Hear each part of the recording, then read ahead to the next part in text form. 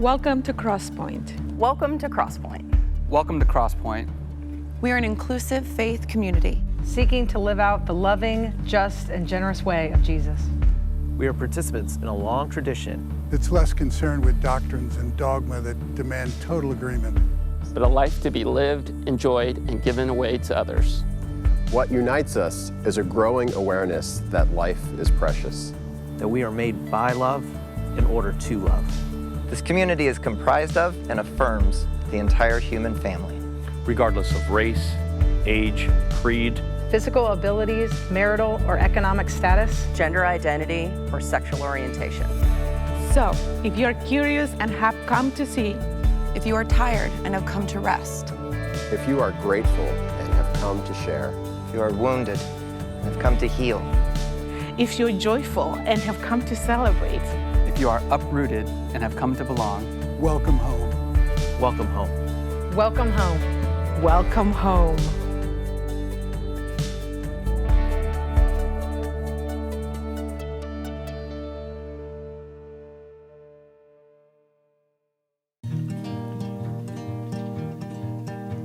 We're all in this together, through the thick and thin.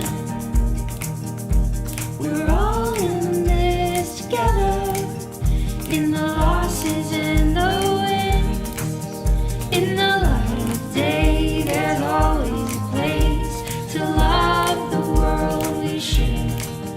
When the ones we love need the best of us, we'll find each other there.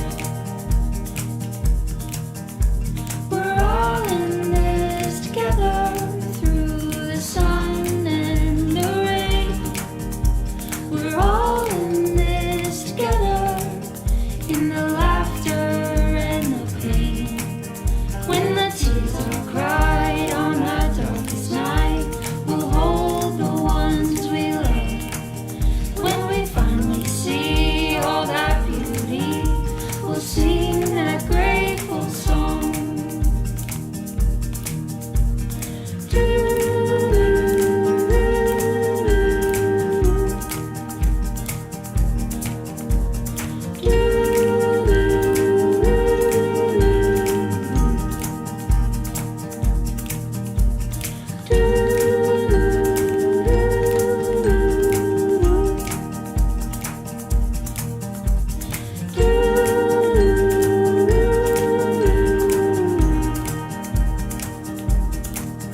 In the light of day, there's always a place to love the world we share. When the ones we love need the best of us, we'll find each other there. In the light of day, there's always a place to love the world we share. When the ones we love need the best of us, we'll find each other there.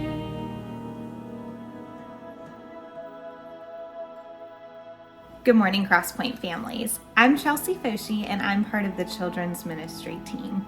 I wanted to let you know of an event we have coming up on February 9th called Parenting Labs. We hope you will join us as we're going to be hearing from a local psychologist on how the effects of COVID may be impacting our children's mental health. We all have a desire for our children to be happy and healthy, and this pandemic has caused long periods of isolation. Dr. Hack will be addressing how we can support the emotional well-being of our children of all ages, from toddlers all the way to high schoolers. We'd love for you to register beforehand so you can submit specific questions or topics that you'd like for him to discuss. You can find the registration link and more information at crosspoint.org/parentinglabs. While we are looking forward to hearing about his expertise, we will also have a time where we break into groups based on our children's ages. This will allow us to build and continue community with each other as we process the information we've heard, as well as share our experiences from this last year. We often hear that it takes a village to raise our children. And while COVID has made this more complicated, we're excited to be gathering virtually to help each other in our parenting journeys. Lastly, if you're interested in contributing financially to all that our community is doing for others, you can do so by stocks, PayPal, mail-in checks, or debit card, and you can go to crosspoint.org/contribute. Or you can text crosspointenc to 77977. Thank you so much for being on this journey with us, and we are so glad that you're here today. A reading from Mark 7:31-37. Then Jesus left the vicinity of Tyre and went through Sidon, down to the Sea of Galilee and into the region of the Decapolis. There some people brought to him a man who was deaf and could hardly talk, and they begged Jesus to place his hand on him.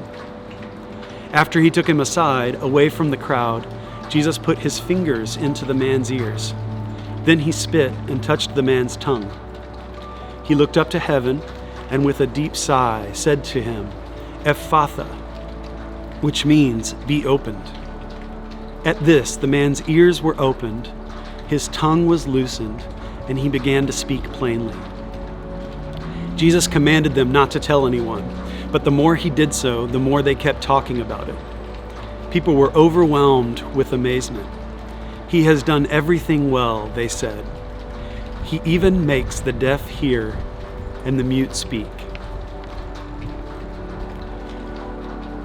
Over the next couple of minutes, I hope to take us on a little experience with this story. Coming up, we're going to have a song, and then after that, a poem. And I want us to start within, each of us as individuals, and then hopefully the scope of our attention will start to expand outward from there. But I want to start by trying to identify ourselves in this man who needs healing. So ask yourself, where do you need healing? Is it physical? Is it emotional? Or maybe it's relational? We can't stand in front of Jesus.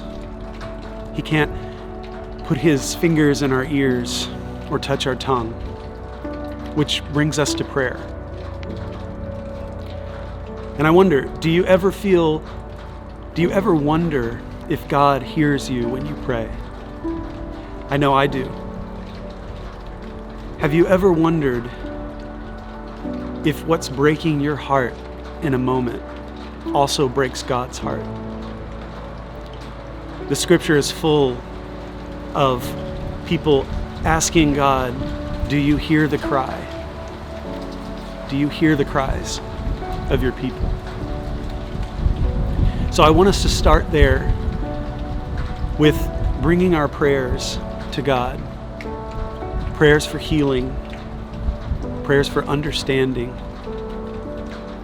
for a response.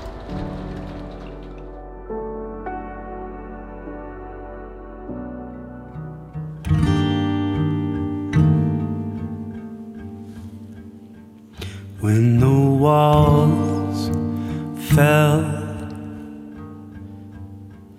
and the hungry child cried out for help, did you hear the sound?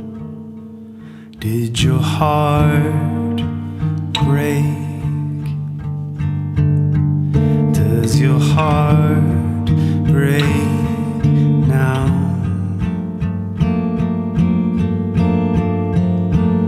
Cannot feel it in my soul. Cannot see you. I'm alone. Can the blind have sight? Have sight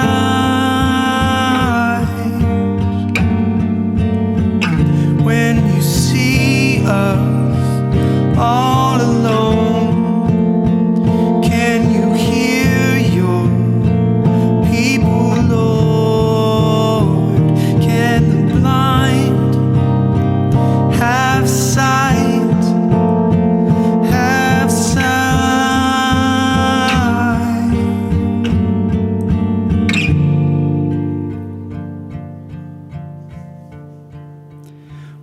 is burning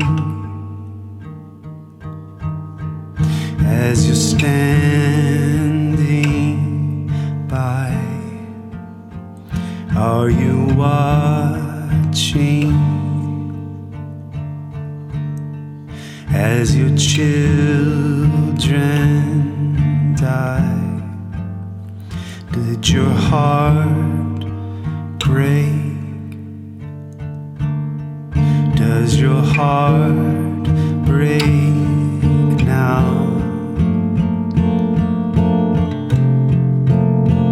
Can I feel it in my soul? Cannot see you, I'm alone. Can the blind have sight? Have sight?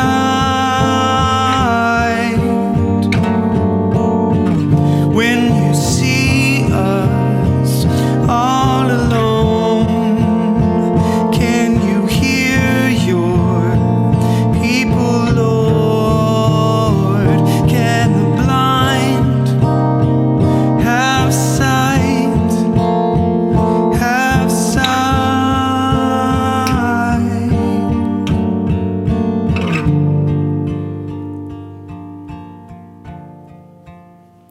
When the heart breaks, does your heart break?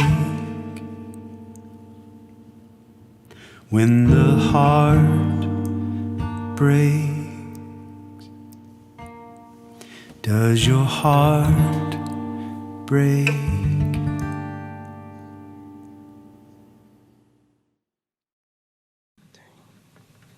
Okay, let me just find it. Be opened. This is one that you're probably gonna. Okay, the thing about the gospel and having a lectionary where you're kind of reading around through the gospel is the whole point is to read what you've already read and really realize that you never really read it before, or you're reading it in a way that it reads you in a different way. So I know very well the story that's told in Mark 7:31-37. It's a very interesting one about the deaf and dumb guy. And it's really interesting for lots of reasons. They brought to him one who was deaf and had an impediment in his speech. They beseech him to put his hands upon him. So they think they know how Jesus is going to fix this, but Jesus does it differently. Then this is the bit where it gets interesting. He took him aside from the multitude, put his fingers in his ears, and he spit and touched his tongue. Looking up to heaven, he sighed and saith unto him, Ephphatha, that is, be opened. Straightway his ears were opened. I remember first hearing that as a little kid because I heard the word spit.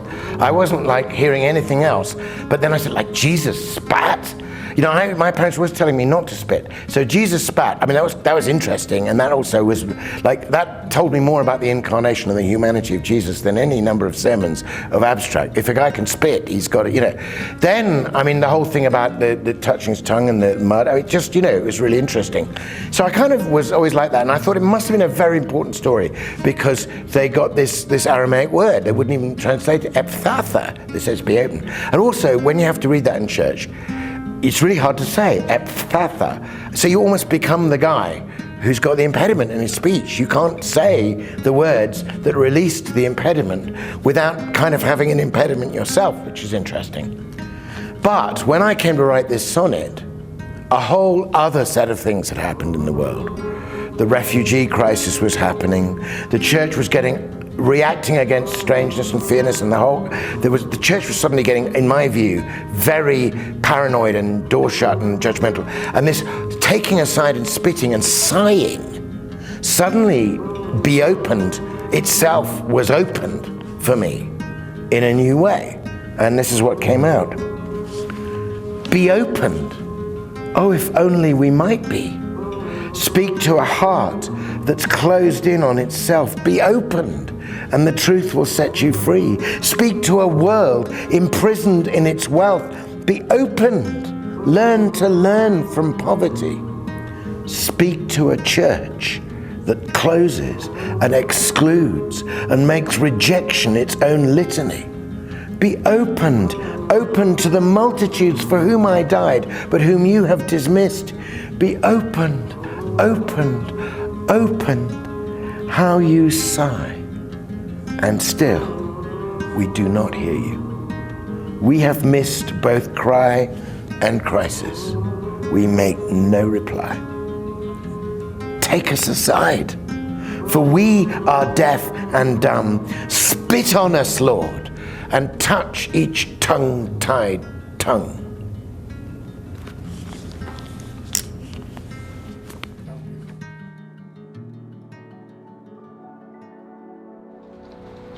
Let's pray together. God, we started with our own need for healing. And we do acknowledge our needs, our desires. We want to be free of pain. We want our questions answered. We want our needs met.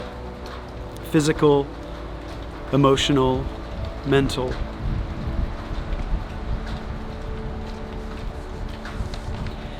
And as the poem we've just heard challenges us, we want to expand the scope of our prayers just beyond ourselves.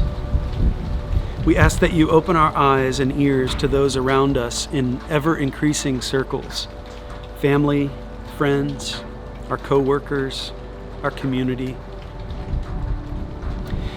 God, now we invite your Spirit to reflect these same questions back to us. God, does your heart break? Does our heart break? Can you hear us? Can we hear us? Can I hear my wife? Can the blind have sight? God, we're all blind. We're all in need of having our eyes opened. Thank you, God, for this opportunity today to be together in spirit. Our prayers blending together, representing each other, advocating for each other, even though we're in different physical spaces. And God, we together pray all of these things in the name of Christ. Amen.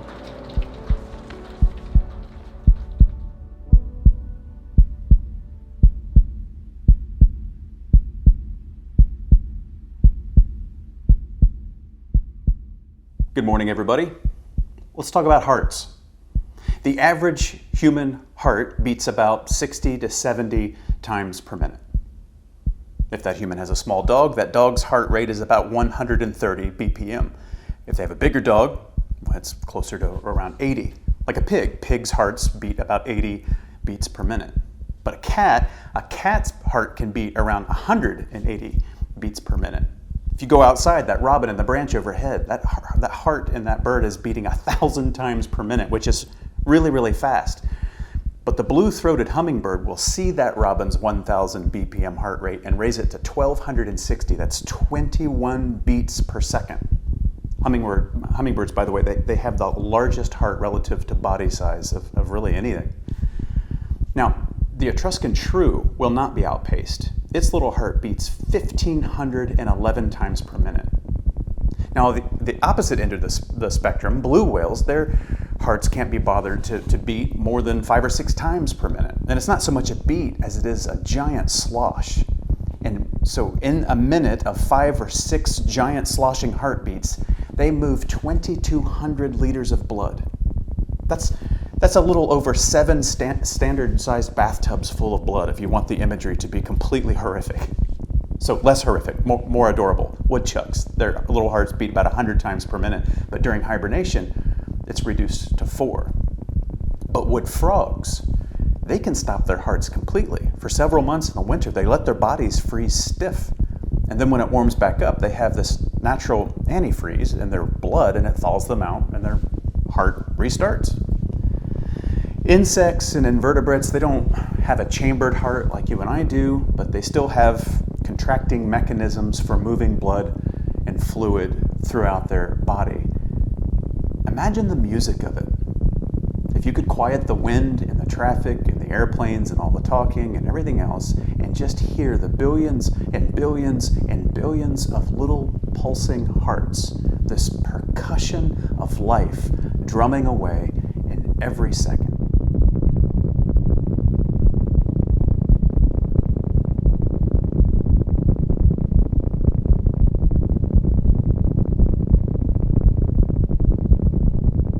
There are several passages like that one about God seeing and knowing the heart.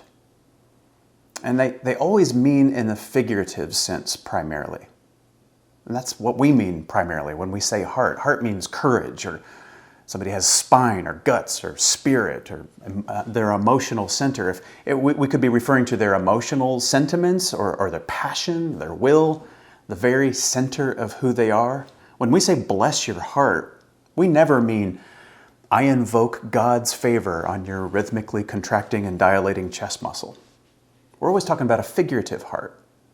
And only here and there in church circles, when we say heart, are we referring to the group responsible for this iconic guitar riff masterpiece.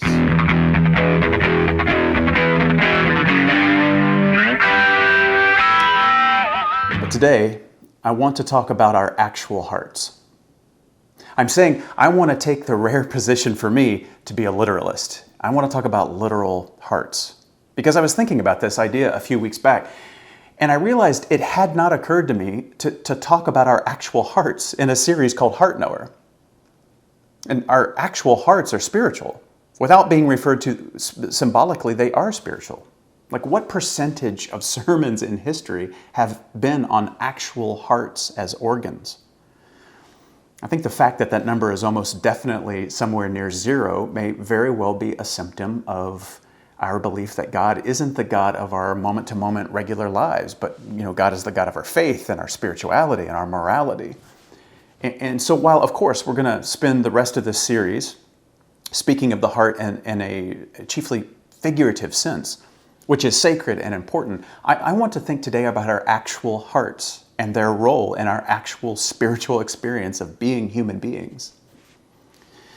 In the early days of modern psychology, there was a prejudice against the heart as a center of being, a center of wisdom, a place for emotion, as it had long been considered to that point. Everything now, as psychology insists, is up in your head.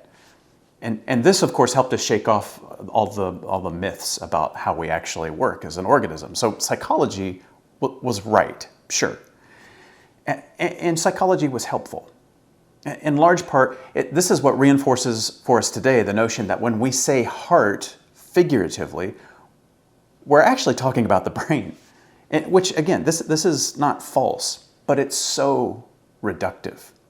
Because science continues to reveal that it's way more complicated than we ever thought. Because now we know, and by we, I mean neurologists and cardiologists and scientists and myself, because I Googled their blood, sweat, and tears to bring you a lot of this. Now we know that the heart isn't a passive muscle in the experience of being a conscious being. It actually sends more information to the brain than the brain sends to it. That is not to say that the heart thinks. It doesn't have thoughts. Our brains do the thinking. But thinking thoughts is only part of what it means to be a conscious being. In fact, the need for that clarification is exactly the point. We think that thinking is the only way to measure the reality of our existence, but to be is to think and to feel and to experience connection with the entirety of your body and the environment that body is in.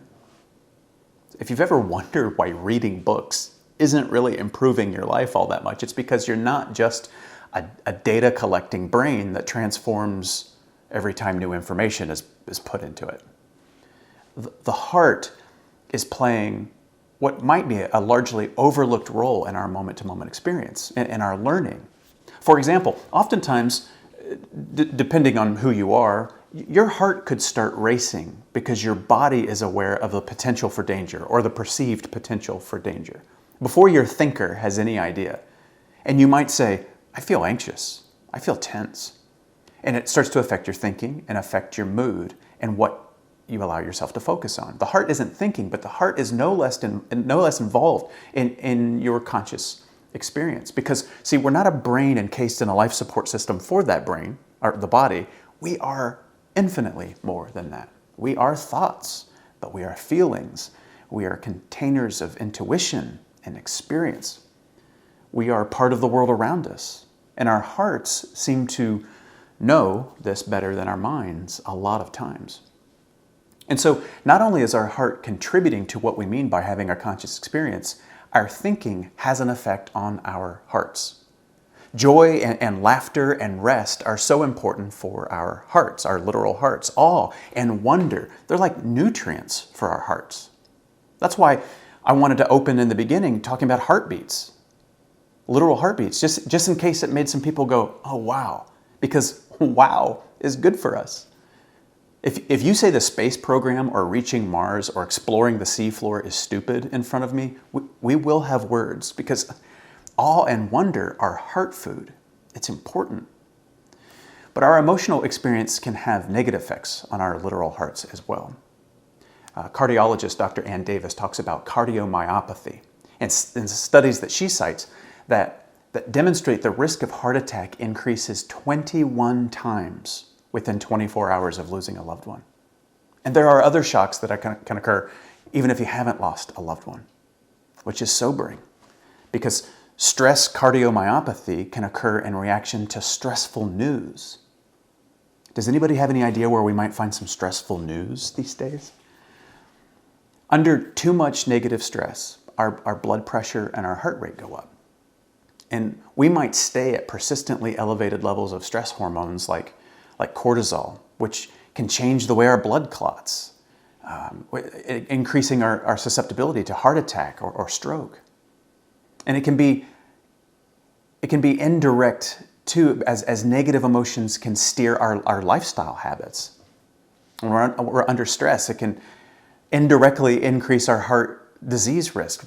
For example, if we're chronically stressed, chronically anxious or depressed or angry, we might be more likely to drink too much or smoke or overeat or get less exercise, which are obviously all unhealthy for your heart, which contributes to negative feelings and poor mood and lost energy, which contribute more to the bad habits and trying to feel better. And you can see how it goes from there. It's an awful cycle. And so I'd like to burrow in a little bit here and talk about how we care for our literal hearts. But I want you to know it's out of a sense of awe and a sense of love that I'm going to say what's next. I'm not going to do what maybe you've heard in other sermons, where the pastor lists bad behaviors and has some Bible verses, and then your job is to feel guilty about it and then stop doing it because you're making Jesus cry, you're making God angry at you. Sincerely, that is not my angle. That is never my angle. I'm saying what follows as a non-judgmental, hopefully loving reminder, because I think life is just that amazing. And your health is just that important. Especially now, especially in these extremely stressful times that we've been stuck navigating for way longer than we thought.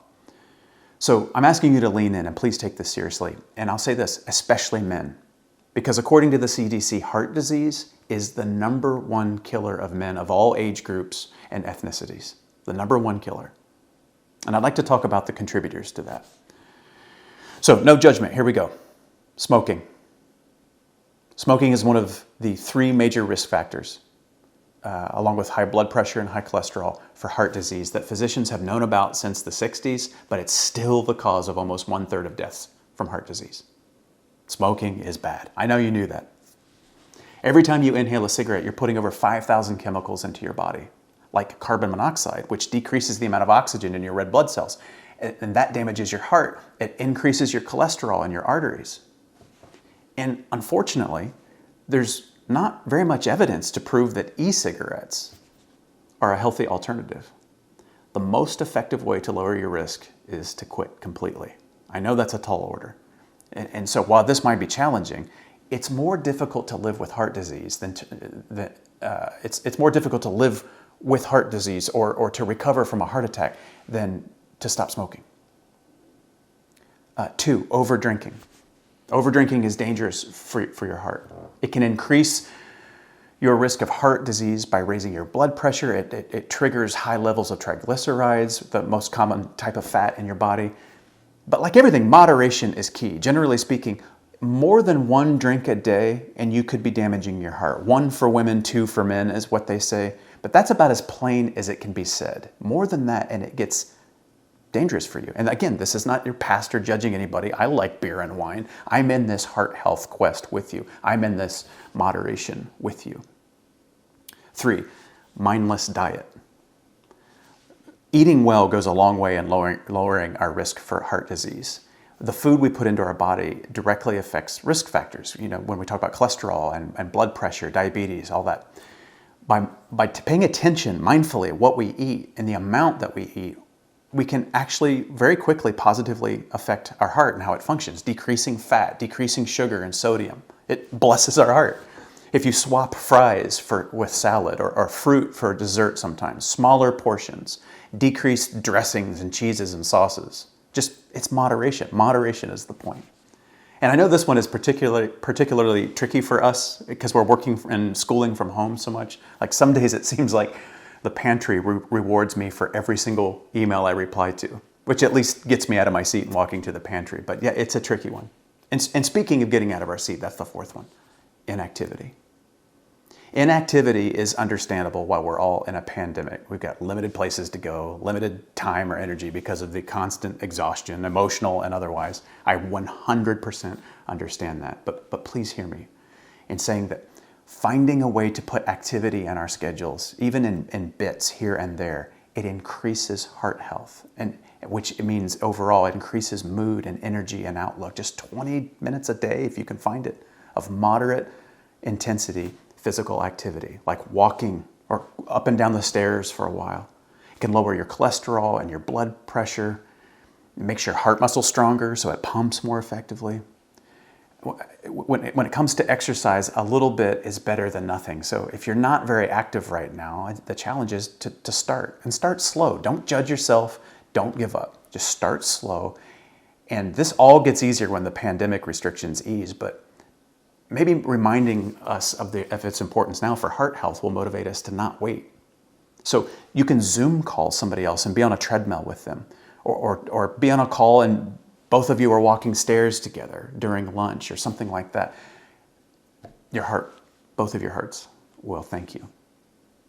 Here's a 5th one. Staying stressed out.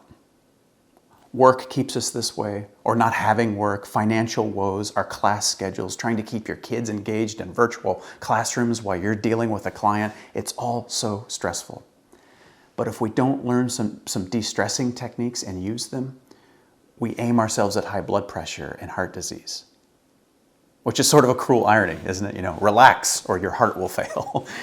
But again, this is part of what it means to have faith. This is our spiritual walk. Undealt with stress is a joyless, incredibly embittering existence that reduces us to machines, ailing machines that have habits like overeating and heavy drinking and smoking and unhealthy thinking and not moving, inertia. So we stop for 5 minutes at different points throughout the day whenever we can. We loosen our jaw, we drop our shoulders, we disarm our fists, we write a prayer and a journal, we share Bernie memes and resist shaming others for sharing Bernie memes, since it's the most unified thing we've done in our society in years. We take it slow. We acknowledge difficulty and we face hard things, but we rest. We log off, we laugh, we smile. We remember to amplify beauty, to pause and amplify beauty as much as everything else tries to amplify ugliness. And some stress is unavoidable, but we alone are responsible for taking the breaths, for quieting our fretting and regretting, to pause and to give thanks. And it's this last point I'd like to end on. Paul Mills is a professor of family medicine and public health at the University of California, San Diego School of Medicine. And he did a study with 186 men and women. The average age was 66. And all of them had already had some sort of damage to their heart based on some of the, heart disease or heart attack. So he had them fill out a questionnaire to rate how grateful they felt for people, places, or things in their lives. And it turned out the more grateful people were, the healthier they were. Less depressed mood, they slept better, they had more energy. And so then there were some blood tests, and blood tests showed much lower levels of inflammation among those who were grateful, which is a strong indicator of better heart health. So he was like, I'm going to do a follow-up study to focus on this gratitude heart health connection. So he tested 40 heart disease patients. They had indicators like inflammation, irregular heartbeats, that sort of thing. And he had half of those patients keep a journal most days of the week to write 2 or 3 things that they were grateful for. Their kids, their partners, friends, pets, travel, jobs, good food, whatever it was, no matter how mundane, this is what I'm grateful for. And after 2 months, Professor Mills retested all 40 patients and found they were healthier. Those patients who wrote in their journals were healthier. Inflammation levels were down, heart rhythm improved. Tests showed the decrease in risk for heart disease. After just 2 months of expressing gratitude in a journal a couple of times a week, they were measurably healthier in their hearts. And there are other studies that show very similar things. So when the Apostle Paul said, give thanks in all circumstances, regardless of circumstances, for this is God's will for you in Christ Jesus, he wasn't saying God will be angry if you don't give thanks. He was saying don't wait. Be someone who, no matter what else is happening, knows how to find what draws out of us real gratitude. And not because it's a rule, but because it actually blesses our hearts. That's why it's God's will. Join the enormous chorus of healthy hearts playing the song that might be named I'm Alive and I'm Grateful for That. That's what Paul is saying. Join the chorus and give thanks. So, go get a pen and paper or grab the device nearest you where you would be able to journal with it or email with it or text someone with it. Go grab that. The message isn't over yet. This is going to be part of the message. We're going to take 3 minutes to express gratitude as part of the message. I'm serious. Don't just stare at me. We're going to do this. It's such a simple way of being a blessing and blessing others and blessing ourselves in the process. So you'll have 3 minutes to write down a few things that you are grateful for, no matter how seemingly silly or common or mundane, something that you can write in your journal or whatever. Or you can take these 3 minutes to send a short note, a text or an email to somebody that you're thankful for. A teacher, a single parent, your parents, someone who sent you a Christmas card and you never did thank them, which is, you're on their list. That's kind of a big deal. Whatever, somebody in the next 3 minutes that you can send a note. And after 3 minutes, I'll come back and I'll close our time this morning.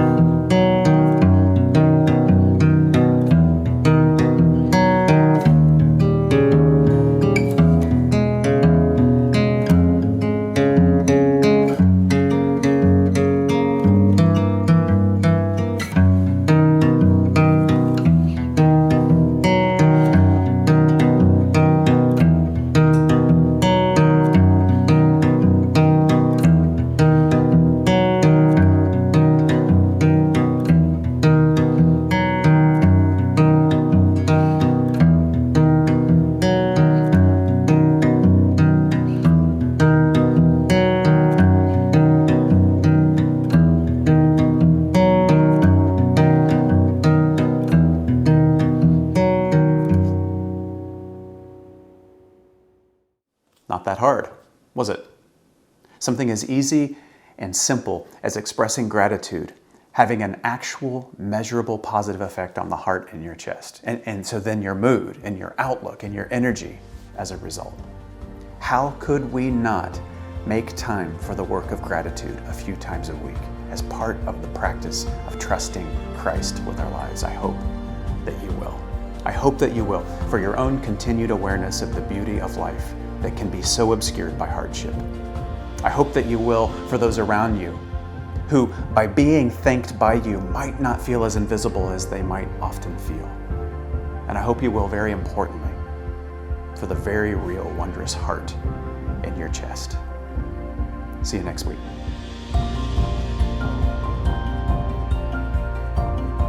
Thank you for joining us today, and welcome home. If you are in need of assistance during this crisis, please reach out at crosspoint.org/help.